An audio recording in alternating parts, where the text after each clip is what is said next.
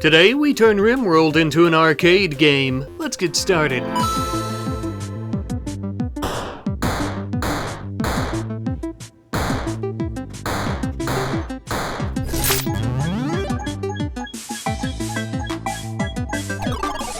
Well, looks like we got stabbed almost to death. Oh well. Today we shall utilize the brand spanking new WASD control mod in RimWorld. And let me tell you, not only is it super fun and just a good old time to play with, but it's also super duper useful as well. And it is my personal belief that after watching me use it in this video, you will be tickled plum pink and will be rushing to the workshop to download it for yourself. Now, what exactly does the mod do? Well, thankfully it's pretty self-explanatory. Basically, once selecting and drafting your colonist, there is a new option for WASD control. After enabling this, you can now use the keyboard and your mouse to move and attack with said colonist. Essentially, an entirely new and more personal form of control over your fine folk of the Rim. Now then, how exactly do we use this to turn RimWorld into an arcade game, you may ask? Well, my friends, with a little bit of creativity and the endless amount of mods on the workshop from our brilliant RimWorld community, anything is possible. Example: perhaps you use Winston Waves and turn your colony into a Fallout-inspired tower defense game. You, the sole survivor, a man or woman who is very lonesome and just trying to survive against endless hordes of raiders. They come, you kill them, and old Winston here lets you choose a reward. Now, all of a sudden, RimWorld is a completely different game. The versatility and fun never ends or ceases to amaze me. How about a few more examples? Perhaps you'd like to play as your favorite badass metallic alien genociding Spartan, walking around a Forerunner facility slaughtering large green slimy tentacle boogers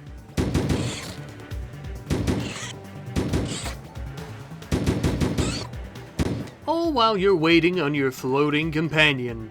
And waiting. And waiting. Oh my god, he's so slow! Ugh, now that's better. Not good enough for you, huh? Let's try something else. Maybe, just maybe, you happen to be a bit of a history buff. You prefer to be a soldier behind enemy lines who has to sneak into the enemy's base and destroy their power source.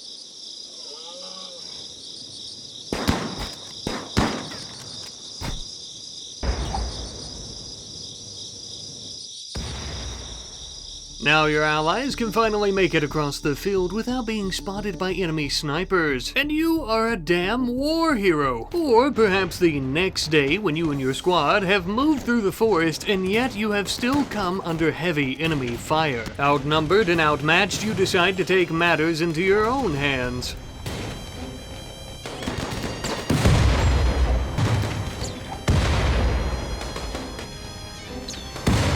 Oh yeah, now that's more like it. And look, Papa Rat's gonna level with you here for a second, okay? I think that this is really what most people are going to end up using the mod for, and to be honest, I will most likely end up adding this to my list of mods that I use with basically every playthrough. I want to say, because I know it sounds like I'm really glazing the mod, and I am, because I really like having this individual control, but I don't know the mod creator, anything like that. I saw it on the workshop as soon as it came out, and I was like, oh, that's a pretty cool idea. I did also see that the creator, I suppose, released their own YouTube video. I'll put that in the description of the video if you want to go check that out. It's basically just a trailer. I think you can find the same one on the workshop when you actually check out the mod, but I don't know them. They didn't talk to me ahead of time. They didn't say, hey, will you promote my mod? Anything like that. I saw it, thought it was cool, and here's a video for it. Right now, all that being said, as mentioned, I don't know the creator. They never told me, hey, come and shovel and glaze my mod. That never happened, but I still have chosen to do so because the mod is actually that fun. It's kind of crazy that a mod like this that seems so simple is only just now becoming part of the workshop for us all to enjoy, but kudos to the creator. I think that this is going to be a really cool one. Like I said, I'm going to be using it most likely in all my series for the future because, you know, I do a lot of cinematics, and I think this is really going to help me out quite a bit with that. You know, some recent projects I've worked on, I turned RimWorld into a horror game. This would have been cool for that as well. This would completely change how RimWorld works with those mods and the setup that we were doing with Fog of War and everything along with this. I mean, it's basically like a Resident Evil or Silent Hill style game at that point, right? There's just so much potential here. But to reiterate and clarify, even though I think that this mod is great for stuff like that where you're doing these challenges or you're trying to turn RimWorld into basically a completely different game, I don't think that it's not going to be useful in just every colony when you're playing. You know, if you played RimWorld, I'm sure you know, sometimes colonists aren't doing exactly what you want them to do or targeting the right enemies, and it can be such a pain in the ass to try to manually, like, control them and micromanage them and things like that, when this mod allows you to just take the wheel.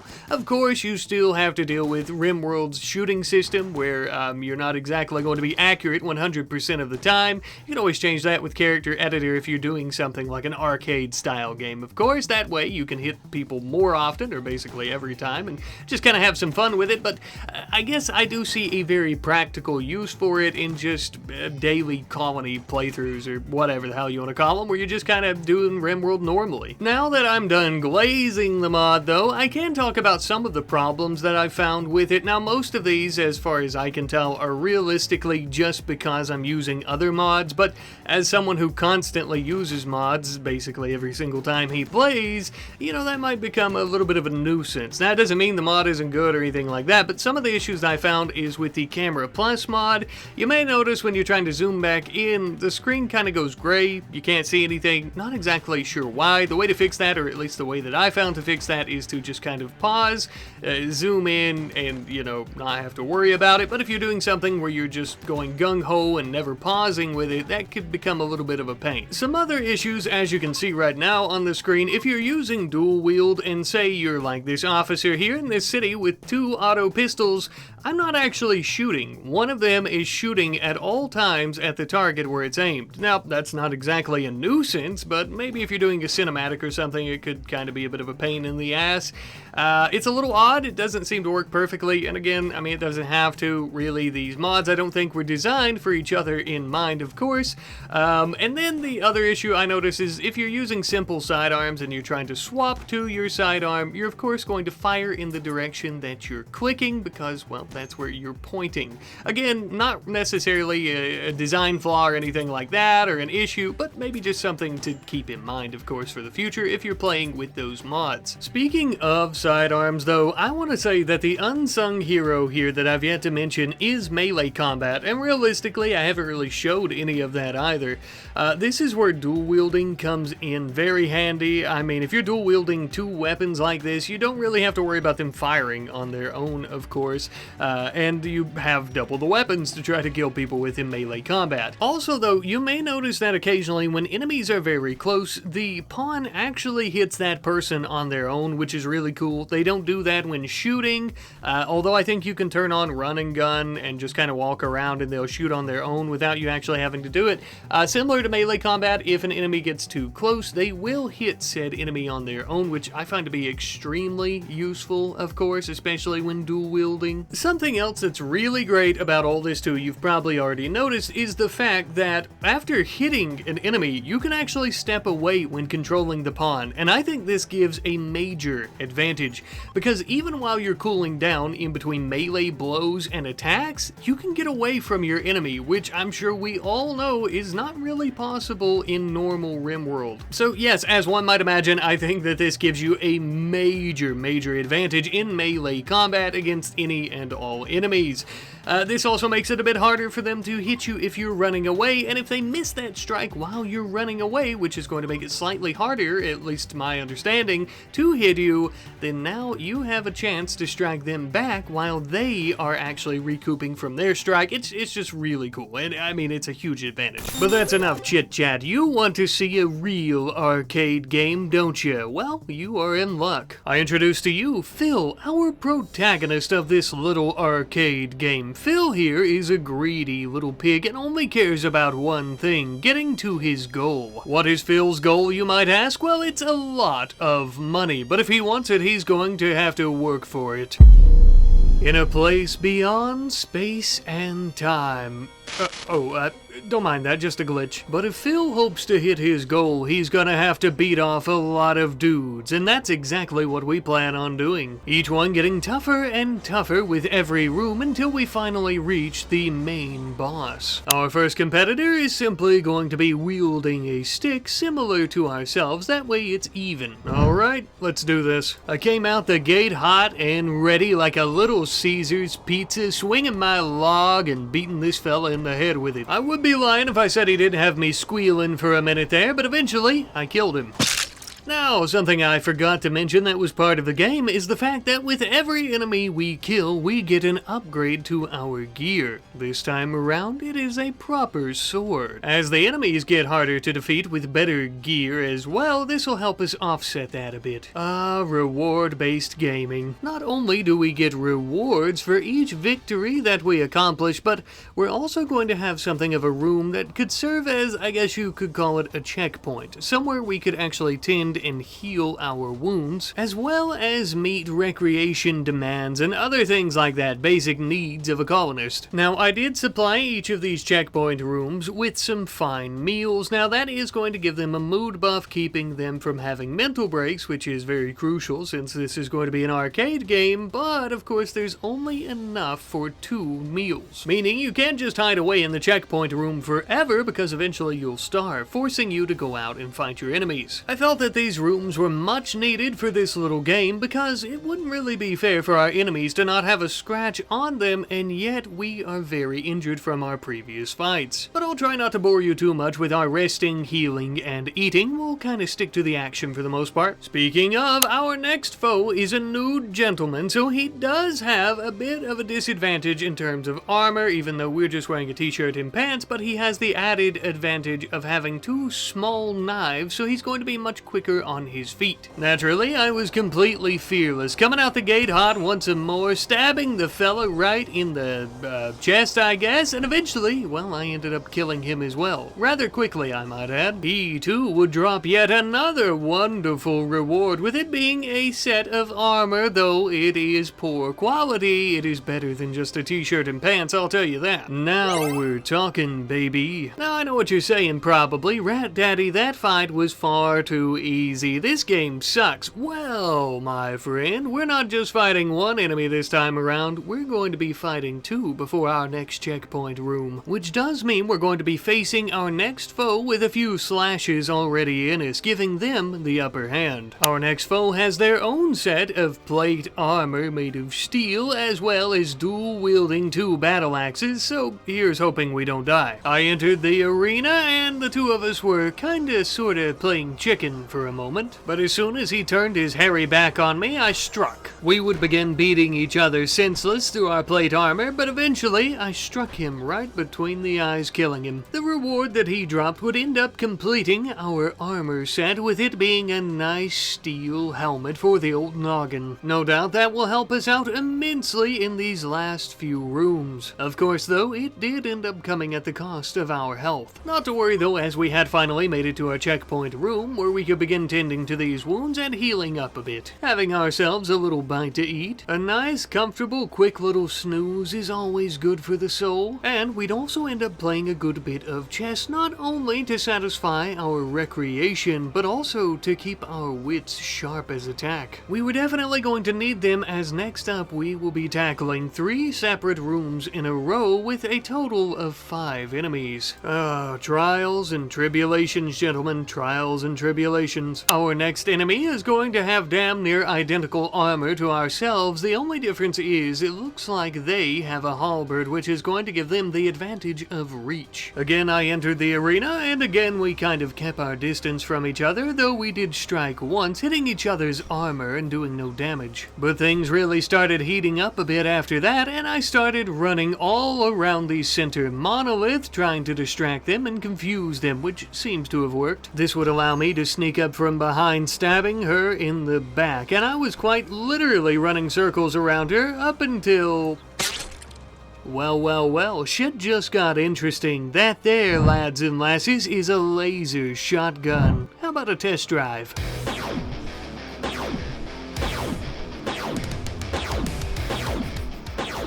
Yeah, I think that'll do nicely. I sure hope so, at least, because it looks like our next 2 enemies have their very own laser weapons. I would enter this arena guns blazing, lasers flying every which way, and then I started to struggle a little bit. It looks like the big guy has a laser minigun, something that I didn't see on my initial viewing. I tried blasting him several times, and I even whipped out my sword once we got close quarters, but eventually... Damn, and we were so close to the boss battle too. Luckily, I've got just what we need for a revive, baby. After reviving, I quickly gunned the bastard down. Well, actually, I stabbed him, and then I sliced him right between the eyes, quickly making my way over to his companion, who would end up getting the exact same treatment. The smaller one here dropped a prestige cataphract helmet, perfect new brain bucket if you ask me, and the bigger one ended up dropping his laser minigun. I think we'll take that for ourselves. It would really come in handy in the next room, where we would use it to easily mow down the smaller enemy with a laser sword, and then we actually ended up getting a lucky shot on the larger one in here as well. With this victory, we now have even more rewards, with that being a Doomsday rocket launcher as well as a Persona plasma sword. After collecting our new weapons to help us out with our final battle, we decided to take ourselves a little bit of a snooze so that we could heal up, get a good mood buff going from some recreation and meals, of course, and let me tell you, I really think that we're going to need it. This final boss isn't just a Goliath packing some major heat with a charge minigun as well as an automated turret on his back, but he also has full prestige cataphract armor. This will not be easy. Alright, let's get to it. It's now or never. As soon as we came into the arena, we had taken a shot from the automated turret, but managed to get off a blast from our laser shotgun, as well as our Doomsday rocket launcher. He had managed to survive all that and get a few charge blasts off at us, but thanks to our laser minigun, we would be able to weaken him enough that we could come in and start slashing at his armor with our sword. When I noticed his health bar going down a bit there and his name, I backed up and blasted him with the laser shotgun one last final time, whipping out my sword once again, finishing this fight. With the final boss defeated, and he ended up dropping a nice golden cube as a reward that'll go nicely with our brand new treasure. Anyhow though, we have finally achieved our victory. Not a moment too soon, I might add. I think I almost died there. No more begging and snorting though, as little Phil here has finally achieved his goal. Ding ding ding baby, we have a winner.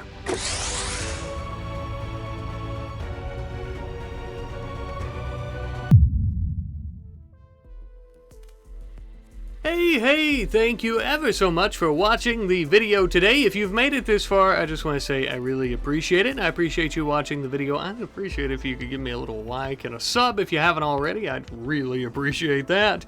I know this video is a little bit different than what we normally do. Been trying to do a little bit more of that lately. Some different types of ideas just for shits and giggles and to have a good old time, of course. I also want to say, again, I really like this mod. I think it's a lot of fun, and I genuinely plan on playing with it quite a bit, I think, during our series. Even if I'm not showing it on camera as much, it's going to be fun to play around with whenever we're doing battles and stuff like that, and I think it'll help me out with maybe kind of taking a more hands-on approach to raids and having an easier time defeating them. If you're looking to make a game like this yourself, I would highly recommend it. It's a lot of fun. If you use character editor, and I want to say too, I'm sorry, there's a mod list in the video description of every video that uses mods, so if you're looking for the mods I used in this one, that's where you can find it. And it's also going to include character editor, which I wanted to say that if you're using character editor I believe has its own built-in purchasing system. So say you set up some enemies and they drop silver each time they're defeated, you could theoretically use that silver and character editor's built-in purchasing system to kind of just play that way and to do your own game that way. That's something I considered when I was setting up this little game that you guys watched as well, and I just thought I'd mention it because I think that might be a lot simpler than the way that I ended up doing this, but it was a lot of fun. It was a little strange. Obviously, I hope it wasn't too strange to witness, and I hope, it was a lot of fun to watch. But yeah, it was a blast to play with this mod. I hope you guys try it out. I hope you guys enjoy it, stuff like that. But yeah, once again, thank you guys ever so much for watching. I love you. I'll see you later. Goodbye.